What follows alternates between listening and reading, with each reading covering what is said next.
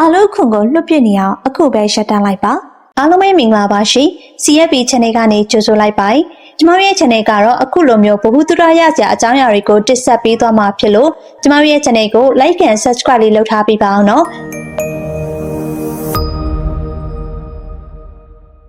အားလုံးစားမယ်ဆိုရင်အားလုံးအခွန်တွေကိုစင်နေအောင်ခွာနော်ပါးရီဆိုတာလူတိုင်းကြားဖို့မှာပါဒါကြောင့်အားလုံးစားတဲ့အခါအားလုံးခွန်တွေကိုမစားဘဲလွတ်ပြစ်ကြတာများရင်နော်တကယ်ကတော့အားလုံးခွန်ကစားလို့ရတယ်လို့ကျမ်းမာရေးအာနိသင်လည်းရှိပါတယ်ဒါကြောင့်ပြောချင်တာက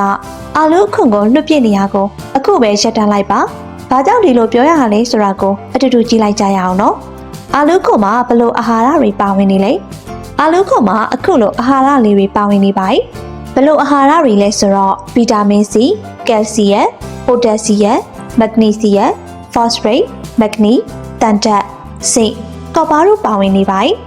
အားလုံးခွန်လွတ်ပြစ်နေအောင်အခုပဲရှက်တန်းလိုက်ပါဘာကြောင့်ဒီလိုပြောရတာလဲဆိုတော့အာလူခွန်ကအပူလောင်တာတက်တာစီတယ်အာလူခွန်ကဒီလောင်တာတက်တာစီနိုင်တယ်လို့အပူလောင်တာကိုလည်းတက်တာစီနိုင်တဲ့အာနိသင်ရှိပါတယ်အပူလောင်တဲ့နေရာကိုအာလူခွန်လေးနဲ့ကပ်ပေးတာကအရည်ပြားကိုအေးစေပြီးအပူလောင်တာတက်တာစီမှာပါတိမ်မပြင်းထန်တဲ့အပူလောင်တာတွေအတွက်သုံးလို့ရပါတယ်ကိုယ်ခံအားကောင်းစေတယ်အာလူခွန်မှာဗီတာမင် C ပါဝင်နေရကြောင့်ကိုယ်ခံအားကောင်းစေဖို့ထောက်ကူပေးသလိုဓာတ်တိုးစန့်ကျင်ပစ္စည်းပါဝင်နေရကလည်းဓာတ်တိုးပစ္စည်းတွေကြောင့်ခန္ဓာကိုယ်မှာထိခိုက်တာမျိုးမဖြစ်စေဖို့ထောက်ကူပေးနိုင်ပါတယ်။ကင်ဆာဖြစ်နိုင်ခြေကိုရှော့ချပေးနိုင်တယ်။အားလုံးခွန်မှာဓာတ်တိုးစန့်ကျင်ပစ္စည်းတွေကျွဲဝစွာပါဝင်နေပြီးကင်ဆာဖြစ်နိုင်ခြေကိုရှော့ချပေးနိုင်ပါတယ်။ဒါကြောင့်ကင်ဆာဖြစ်နိုင်ခြေကိုရှော့ချဖို့ဆိုရင်အားလုံးခွန်ကိုအသုံးပြုပေးလို့ရပါတယ်။သွေးတွင်းကိုလက်စထရောကျဆင်းစေတယ်။အမြင့်တက်ရောဓာတ်တိုးဆန့်ကျင်ပစ္စည်းတွေပါကျွဲဝစွာပါဝင်နေတဲ့အာလူခွန်ကသွေးတွင်းကိုလက်စထရောကိုကျဆင်းစေပြီးကိုယ်တွင်းအဆီများတာကိုတက်တာစေဖို့ထောက်ကူပေးနိုင်ပါတယ်။နှလုံးရောဂါဖြစ်နိုင်ခြေကိုရှော့ချပေးတယ်။အာလူခွန်မှာပိုတက်ဆီယမ်ပါဝင်နေရကသွေးပေါင်ချိန်ကိုထိန်းညှိပေးပြီးရုတ်တရက်နှလုံးရက်တာမြေဖြတ်တာတွေဖြစ်နိုင်ခြေကိုလည်းချော့ချပေးနိုင်ပါတယ်။သွေးပေါင်ချိန်ကိုထိန်းညှိပေးတာက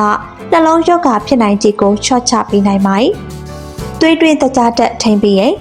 အာလူခွန်မှာပါတဲ့အမြင့်တက်ကသွေးတွင်းတကြားတက်ရုတ်တရက်မြင့်တက်တာမျိုးမဖြစ်အောင်ကာကွယ်ပေးသလိုသွေးတွင်းတကြားတက်ကိုထိန်းညှိပေးပါတယ်။ဒါကြောင့်သွေးတွင်းတကြားတက်ကိုထိန်းညှိခြင်းနဲ့ဆိုရင်တော့အာလူခွန်ကိုအသုံးပြုလို့ရပါတယ်။အသားအရည်ကျန်းမာစေတယ်။အာလူကဗီတာမင် C နဲ့ဓာတ်တိုးဆန့်ကျင်ပစ္စည်းကျွဲဝတာကအသားအရည်ကိုကျန်းမာစေပြီးဝက်ချံနဲ့ဝက်ချံအမာရွတ်တွေကိုတက်တာစေနိုင်ပါတယ်။အမဲဆက်တွေကိုတက်တာစေတယ်။မျက်ကွင်းညိုတာနဲ့မျက်နှာပေါ်အမဲဆက်တွေတက်တာစေဖို့လေအာလူခွန်ကိုအသုံးပြုပေးလို့ရပါတယ်။သတိထားရမယ့်အချက်များအာလူခွန်ကကျန်းမာရေးအတွက်ကောင်းနေဆိုပေမဲ့မဖြစ်မနေစားရမယ်လို့တော့မဟုတ်ပါဘူး။အထူးသဖြင့်စိမ့်နေတဲ့အာလူခွန်တွေအညောင်ထွက်နေတဲ့အာလူခွန်တွေ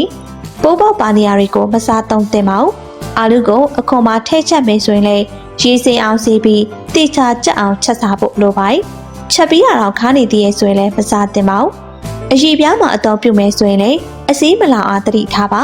ဓာတ်မတည့်ဖြစ်တဲ့သူတွေထိခိုက်မခံတဲ့အသားရည်ရှိသူတွေကတော့အသုံးမပြုတာပိုကောင်းပါတယ်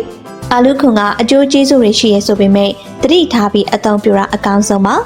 ပရိသတ်များရှင်ကျမတို့ရဲ့ channel ကတော့အခုလိုမျိုးဘဝတုဒ္ဒရစရာအကြောင်းအရာလေးတွေကိုတင်ဆက်ပေးသွားမှာဖြစ်တာကြောင့်ကျမတို့ရဲ့ channel ကို like and subscribe လေးလုပ်ထားပေးကြပါအောင်ရှင်အဆုံးထိကြည့်ရှုပေးခဲ့ကြတဲ့အတွက်အားလုံးကျေးဇူးတင်ပါတယ်ရှင်